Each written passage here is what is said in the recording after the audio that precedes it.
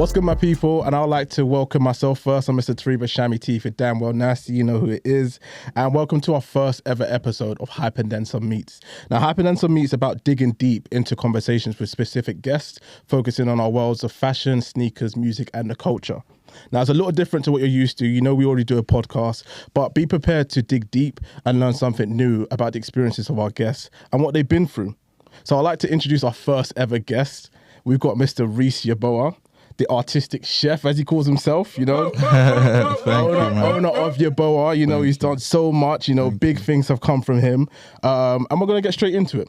Thank you, man. Lovely to meet you, bro. Hey, no, thank you, man. Thank you for coming down, first of all, and making all the journey all the way down to here. Like, we really do appreciate this. As you said, it's our first ever guest. Yeah. And, you know, we just want to get to know a bit more about you, let you freely talk about your experiences, what you've been through.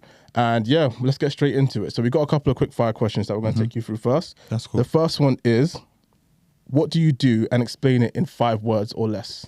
What do I do? I'm a fashion designer, creator, helper, and I would say I'm a giver as well. Like, it's the same thing, but you know what I mean?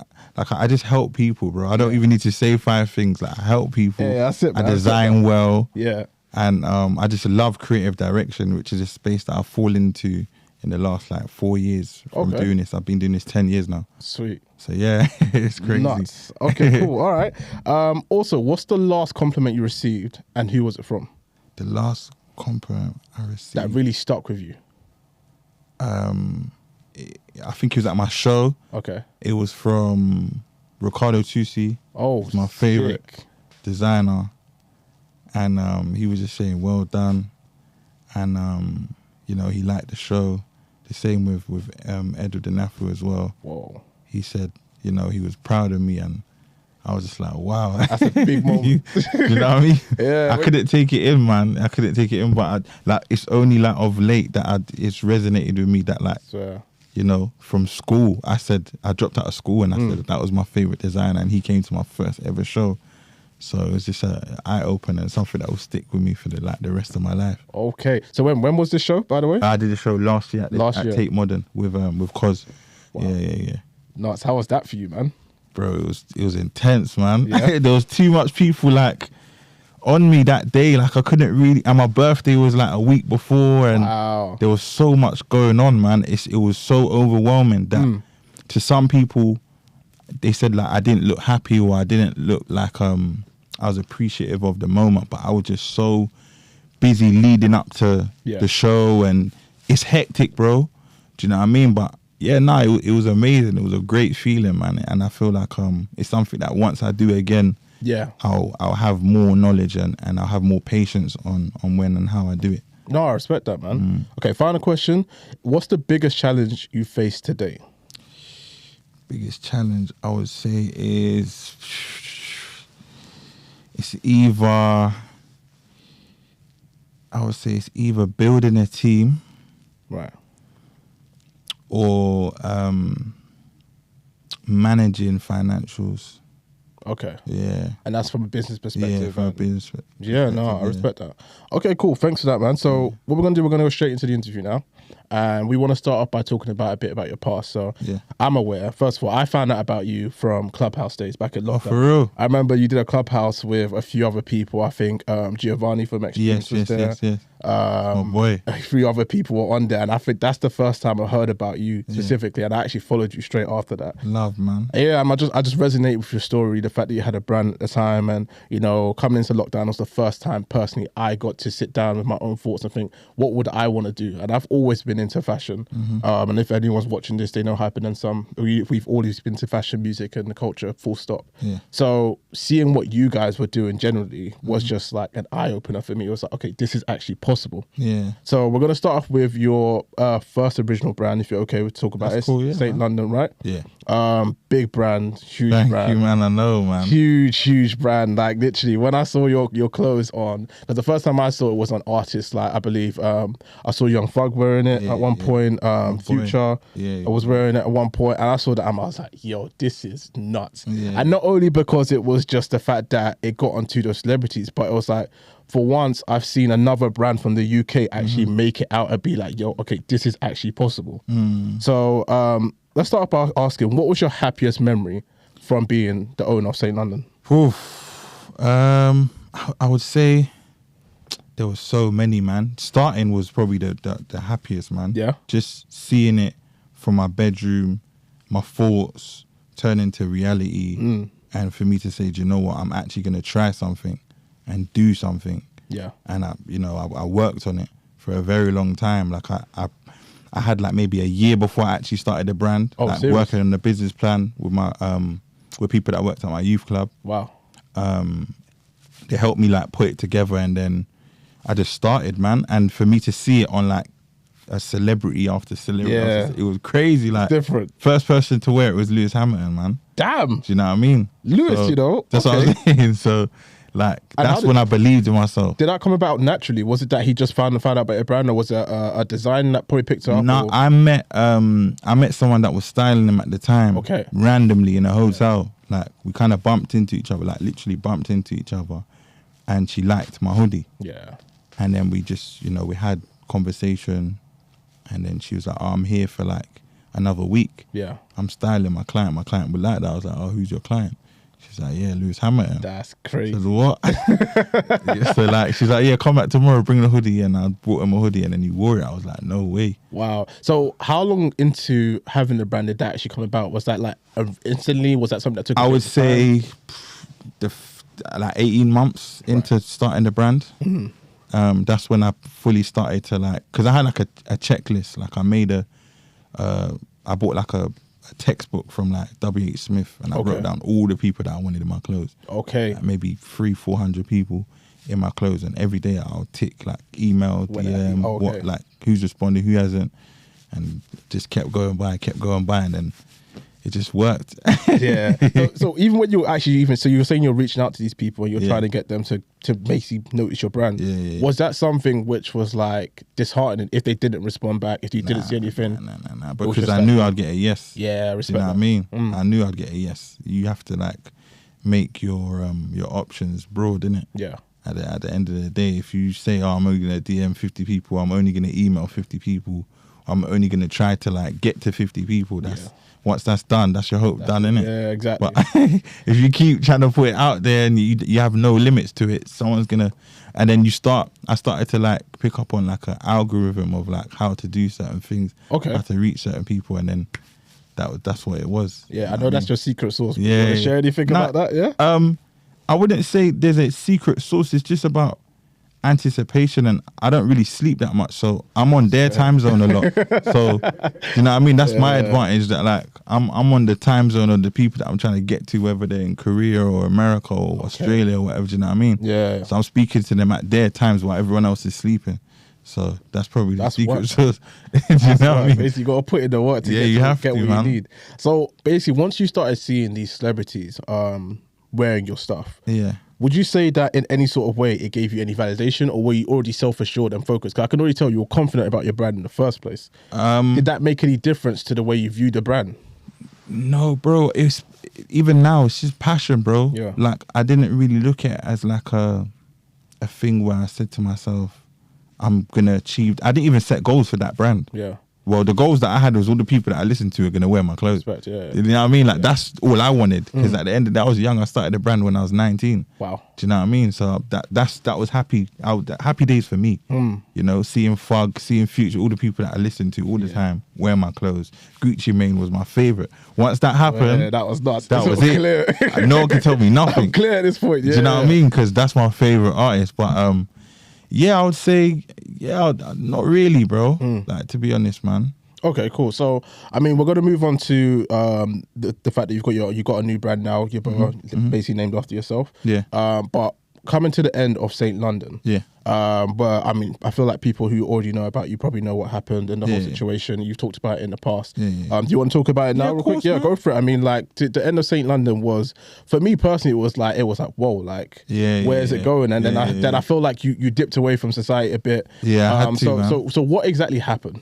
So basically, I got a cease and desist letter from the NFL stating that the logo was too similar to the New Orleans Saints. Whoa. Which is, it's bare little inside stuff that, you know what I mean? Crazy. It's weird, but I would say I was getting too big out in America, bro. Okay. Like, the brand was getting huge out there. And, you know, just caught the attention of people that just wanted to, like, put a stop to the brand, if that makes sense. You know what I mean? So I get that. They strategically did what they needed to do behind closed doors. And I feel like no one could block your blessings because, you know, that happened 2 years later.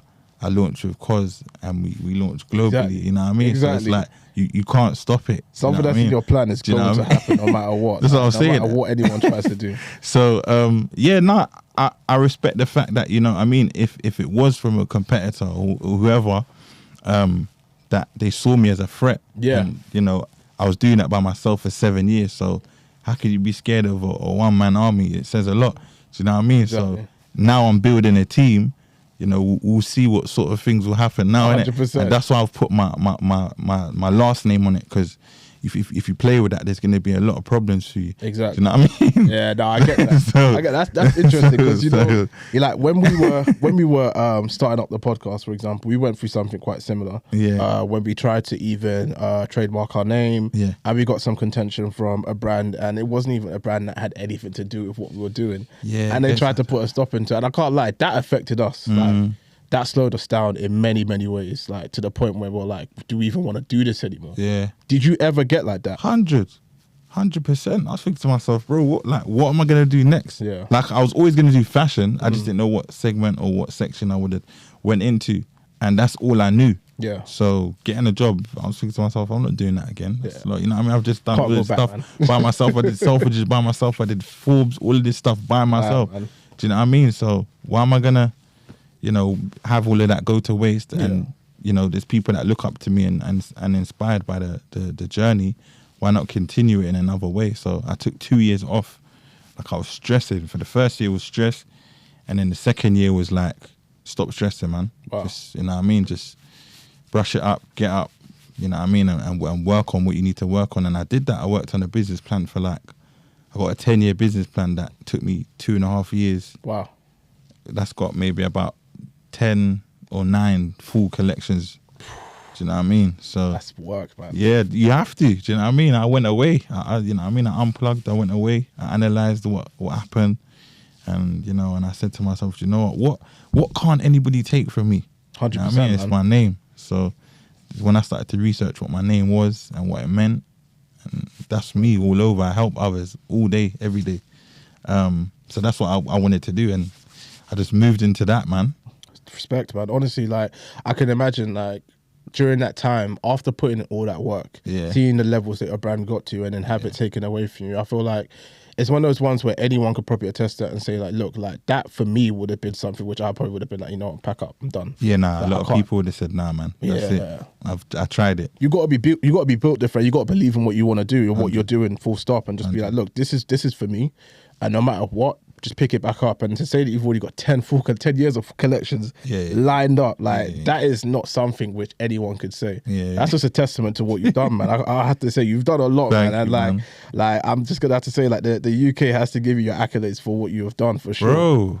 Even if they don't, things like this, I appreciate. You know what I mean? You guys having me, man, because, you know, hopefully it could push it to the forefront. So 100%. I think with the UK, sorry to cut you. No, go for it. Extend. I feel like we just got like some culture that it's like, bro, we don't want to help each other out. It's a weird one, right? Like, no one wants to give people props for some reason. I've never understood it. I feel like people put it down to over familiarity and all sorts, and no one really wants to have like these celebrity figures or people that have actually done something and be like, yo, respect that this person actually done bits.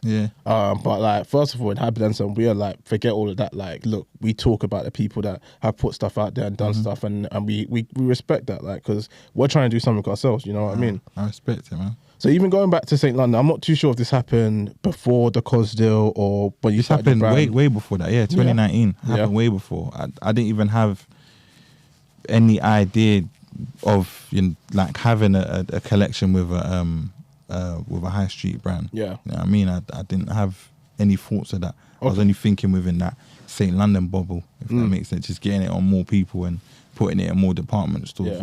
That's what my idea was. Like, I was getting ready to work with Barney's in New York. To put your collection in there? Yeah, before that happened. Oh wow, okay. And And then obviously that happened, and then a couple of years later, Barney's they're no longer in business anymore. So guess worked it worked out. out. Yeah, You know it what I worked mean? out, man. So, Okay. So from my understanding, I believe you might have had a mentor at one point too. Yeah. Did that came after St. London, right? Or did that come? Why did you have the mentor during St. London? So I had two during St. London. Okay. As I mentioned, my from my youth club, I had Leonie. Right. Leonie was basically helping me stay on the right track, if that makes sense. Before I even started having an interest in fashion business, she was like just helping me like get away from people that might have strayed me in the wrong direction. Yeah. And when I said to her I wanted to start a brand, she was like, okay, cool. You want to start it, but where's your business plan? She was on me every day to make sure. Do you think that was key to you starting your brand? 100%, because she made me see, like, even if I don't want to focus on that aspect, like, I still have to understand the structure of it. Yeah. So, I did that for a bit, and I just went back to what I knew, which was creative and networking and all that stuff. Yeah. But I still understood the structure of what I might need for the brand if I was to take investment or if I was to get a lot of money from sales. Yeah. So yeah, that was okay. So to anyone out there that's probably looking for a mentor to help themselves in the fashion industry, how did you come about these people? I mean, I think you said the first ones was during I've had Leonie. Most of them have all been women, to be honest. Okay. Yeah, I've had Leonie, Katie, who helped me really start the brand, Katie Levette, and Becky fattened me. I met, I would say, maybe 3 years before St. London finished. But I would say how to go about it. All of them kind of happened like organically, man. Like I think like they kind of saw a liking into me and the passion that I had, what I was doing. Like they could really see that I was taking it seriously. So they just put me to one side and we just started to speak. But I'd feel obviously reaching out to people like myself. I like the Clubhouse stuff that was doing during the pandemic. I mean, I got a lot of people reaching out to me. And that was just based off an idea that I started with a few of my mentors saying that Clubhouse has started, everyone's at home. Why don't we just start talking to people? Do you know what I mean? So I would say reach out to people, email, DM. Don't get too annoying because you might get blocked. Other than that, I would say make YouTube your mentor. Yeah. That's really important. You know what I mean? Take notes from other interviews such as this one. And people that you look up to, take notes, and that might be the best thing to do before you even try and get in contact with them, because getting in contact with people is it's hard, man, right now. Yeah, it's not the easiest. Okay, so we want to move on to the cos deal, which was huge. Yes, love. For me personally, like I didn't see that coming personally, but when I saw it come out, I was like, yo, okay, this is crazy. Love, man. So how did that cos deal come about? For anyone that doesn't know, you had a collection with cos. I'm not too sure if you got any more collections coming out. No. But I believe this was before. Was it before you launched Yeboah, or was it? This is for the launch. This was for the launch. Yeah, oh man. much, okay. So yeah. How did that come about? So I met Helen. I met Helen maybe 2 years ago. But prior to that, I had a talk where it was me, Sammy Ross, and a few other people. Okay. We did like a Freeze Academy, and she was basically watching in the audience. And we connected again on the net. Like we just spoke. Like I asked her during the pandemic, like, would there be any opportunities at where she was working or what she was doing, because she just left Gucci. Okay. And she went to cos. So we was talking. And because she was local, she was in the area from me. We sat down, had a coffee, and I showed her my business plan. She was like, what? Impressive, right? Yeah, like, this is mad. Do you know what I mean? So I showed her all the collections, showed her like how I had things planned out for the next 10 years. And she was like, do you know what? Leave it with me. I left it with her. Maybe like 3-4 months went by, 5 months went by. Then she got in contact with me and then said, do you know what? Like, how do I envision this? So again, I sketched it out, like how I actually wanted it to show, marketing, and all of that, design, color, the collection, pieces, menswear, like everything. Damn. And then it just started to materialize and manifest from there. Wow. Yeah, man. Okay, so when you first launched that drop of cos, what was the general reaction from like family, friends, the community? Like, was it something which everyone was like, yo? Because for me, as I said, for me personally, I would have not expected a collaboration with a renowned London brand owner and some a brand like Cos, because for me that is like something that I only attested to, like, I don't know, like Gucci and Adidas collabs. Yeah. I never really saw something like that coming about. What was the reaction from that? Bro, everyone is suddenly your cousin now. Do you know what I mean? Like, everyone's like, oh yeah. Like, there's certain people that were happy. There were certain people that didn't know what to do or say. And friends and family were really, really happy for me. Yeah. And for myself, I feel like I didn't really like take it in until I went to Korea and I saw people wearing it, and I saw people like actually taking time out of their day to go and call up and say, I'm gonna come and pick up the clothes later, and is this still there and is that still there, and that's sold out now. And I'm thinking, whoa, this is crazy.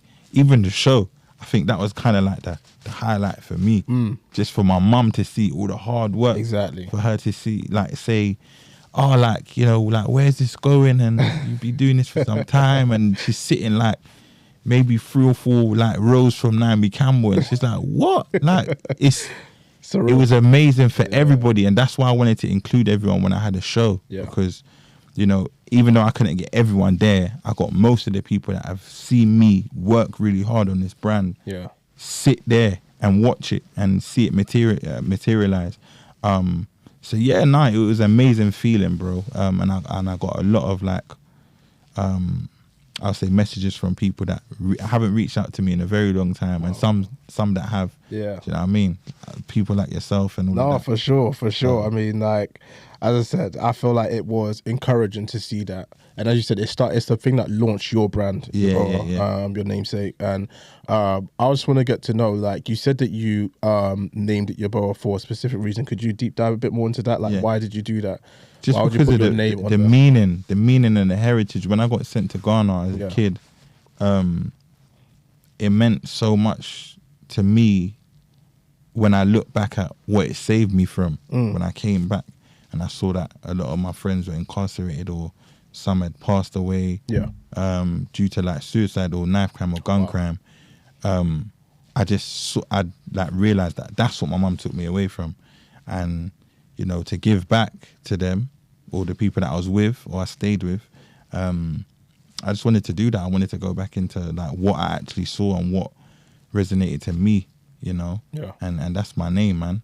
I feel like it's very important for me to go back to the motherland and show people that, you know, it's something that is in me, that I want people to have a part of them. You know, when they wear the clothes, when they see it, I want them to ask, like, what does Yeboah mean? Which is helping others. Do you know what I mean? And extend that into other things, charities and other things in the future that you'll see soon. No, I respect that, man. So it sounds like you're actually making like this. The fact that you put it as your name is one of your key drives. It's one of those things where you're like, my name's on this now, so it's like I'm making this happen no matter what, and no one can test that. So I want to basically just get to know a bit more of the launch of the brand, and what would you say is the biggest part of the launch? What's the thing that people should be focused on? You know, you've talked about the business plan. Is there anything outside of that which you'll say, yo, this is something that's key that needs to be done when you're launching your brand? I would say, structure is obviously important, and testing the waters, because now I feel like consumerism is in like it's in an odd space right now. Like, people are really conscious in what they're buying and how they buy. You know, before I used to buy a lot of stuff. I still do. You know what I mean? Now, of course, like, but I feel like now I make clothes, I only buy kicks. Yeah, fair. You know what I mean? So, and a lot of people are renting clothes as well.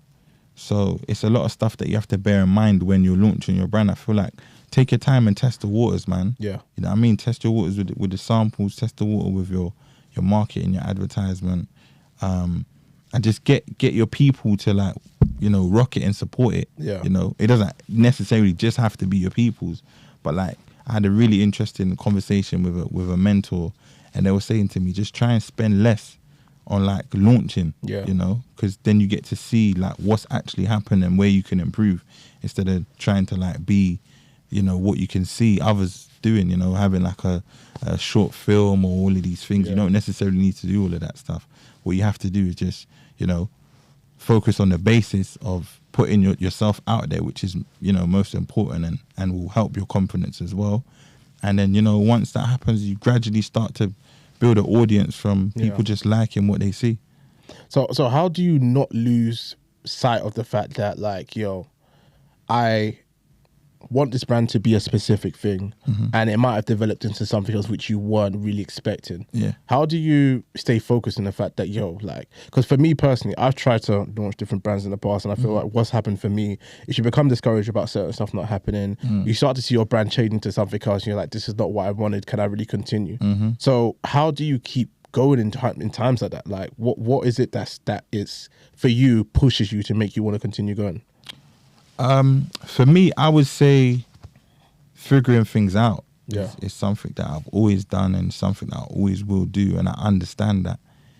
I don't really put my trust in other people's opinions, because when you give someone the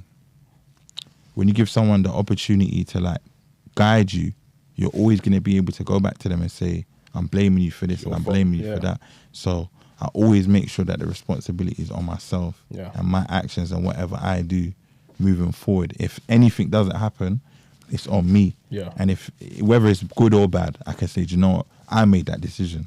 So, you know, maybe moving forward, because I made a decision and I got it wrong there, I should leave it to someone else to do that, or get advice before I move in that direction. So I feel like it all boils down to taking accountability. 100%. Like, you got to be a person which is like, you're owning your brand, this is all about me. Like, you can't let someone come along and say, this is my opinion of your brand, and let that sway you. 100%. You've got to be focused, like tunnel vision, as they like to say. 100%. So I'd like to go back into the fashion industry. As you said, you know, consumerism is a big thing now, and fast fashion is also a huge thing. So what is your viewpoint on currently the way luxury fashion is dabbling with, like, streetwear and stuff like that? You've got major fashion houses collaborating. I mean, you've done Kesi and Yeboah. What's your thoughts on that? Is that something which you encourage further down? Do you feel like it blurs the lines a bit about where fashion is right now? Is it a confusing period for the industry?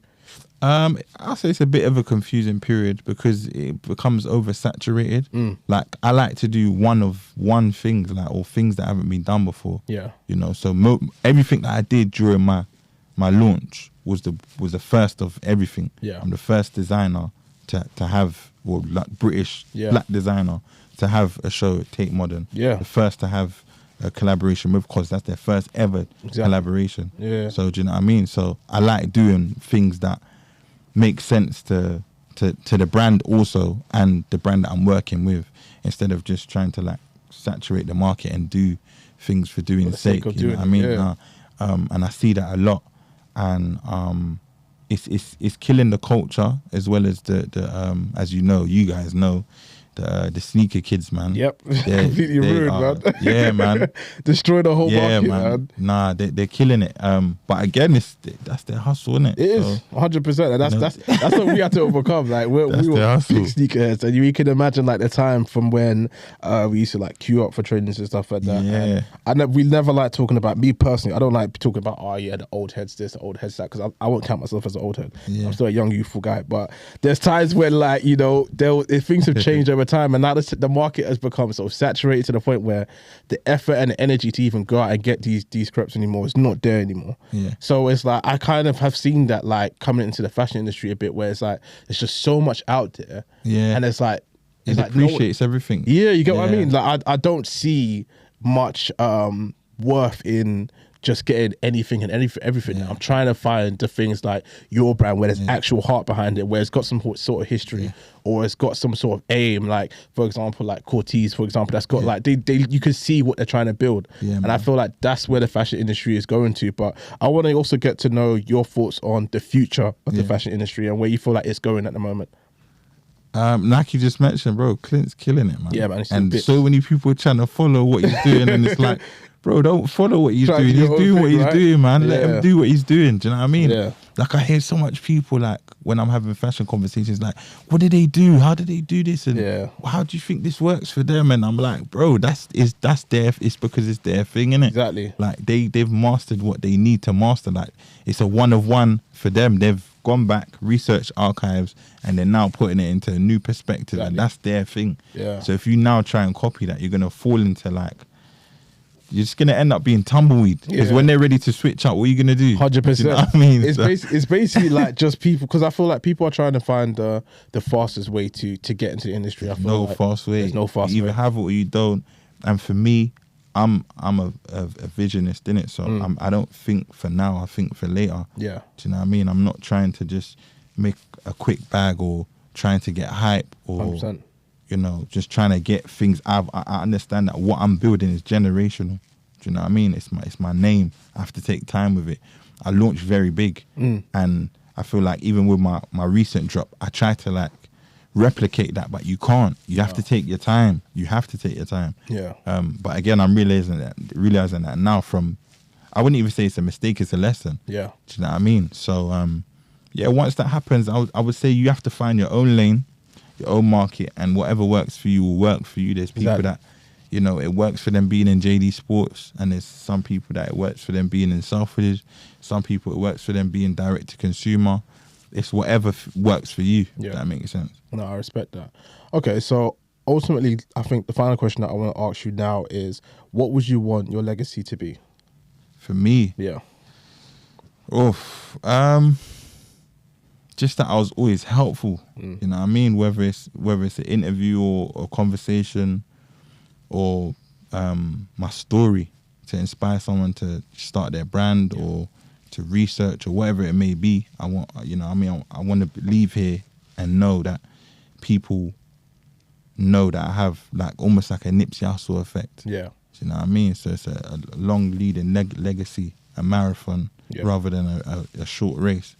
No, I respect that. That's for me. Respect that. No, thank you. Thank you so much. We've been through man, I a appreciate lot. It, man. We've been through the past, we've been through the present, we've been through the future. I appreciate you've been so open, and I really do appreciate you being our first guest as well. Nah, honestly. Thank you, man. Again, like I said, I only did the first. It's only 100%. Yeah, only the first one. Yeah, you know what I mean? Sure, so, and I didn't even know. Do you know Yeah. what I mean? So yeah, man. I wish you lot the best. Thank you. And any way I can help, like genuinely, I'm not even saying it. I'm a helper, bro. I appreciate I'd love that, to man. see you guys flourish. And anytime you lot want me back, I'll be here, man. 100%. We definitely want to come back. Thank you. So before we close off, where could the people find you?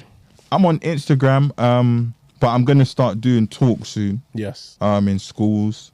So yeah, you can look out for me. Hopefully I get to do like an Oxford University or one. That would be sick. Yeah, soon, yeah. do you know 100%. what I mean? But like, yeah, I definitely want to get into the youth's mind, start doing some more, you know, talks in schools. That's kind of how I started a little bit. Yeah. So I want to get back into that. But yeah, I'm on Instagram, and yeboah_official is the official page. For sure, for sure. And yeboahonline is the website. Yeah, go check all of that out. Honestly, Thank you, man. When's the next collection dropping? Right now I'm gonna start dropping in drips and drabs, man. I'm not really trying to go full collection because I'm gonna do a show really soon. sick. So okay, I'm banking on a show, and which I want to like incorporate women's wearing because nice. I get a lot of people say, oh, why don't you do women's? And it's gonna take its time, so that's kind of what I'm focusing on right now. But in the summer I'll drop some stuff though. I'll drop some bits and bobs in the summer. No, we're looking forward to it. Definitely looking forward to it. So yeah, I said thank you for coming. Thank you, man. This is Hype+Meets. You can follow us on Instagram, YouTube, Spotify, Apple Music, Soundcloud, etc. And we'll be back with more episodes. And thank you for listening. We out. Peace. Thank you, man.